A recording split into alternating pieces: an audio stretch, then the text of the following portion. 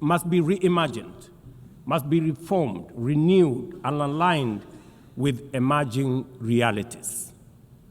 8 decades ago, the founders of the UN sought to correct the failures of the League of Nations by creating a stronger, more inclusive organization anchored in the principles of, and I quote, "We the people of the United Nations, determined to save succeeding generations from the scourge of war," end of quote.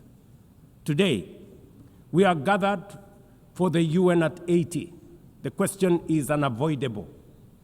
Is the United Nations relevant to the demands of our time? Can it continue to serve humanity in the face of current realities? Or has it become a relic of a bygone era? Madam President, Excellencies, we meet against a grim global backdrop.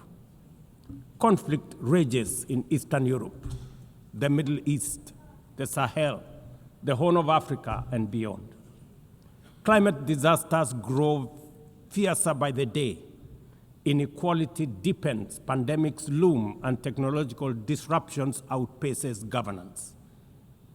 Instead of trust, mistrust is spreading. Instead of solidarity, fragmentation is taking root. In place of hope, anxiety fills our global community. We are living, to borrow from the words of the founders of this institution, not in larger freedom, but in growing uncertainty. At this moment of turbulence, when we most need a strong United Nations, the organization faces its deepest crisis in credibility and capacity. Funding cuts have paralyzed its operations. Bureaucracy has slowed its response. The Security Council remains frozen in the post-war structures of 1945, unable to act inclusively, with fairness, and with speed. Ladies and gentlemen, I can, however, state with absolute conviction that the United Nations has been one of humanity's greatest achievements.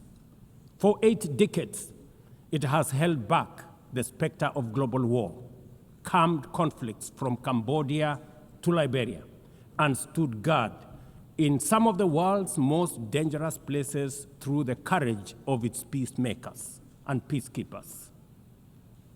Few institutions in humanity's history can claim such a legacy.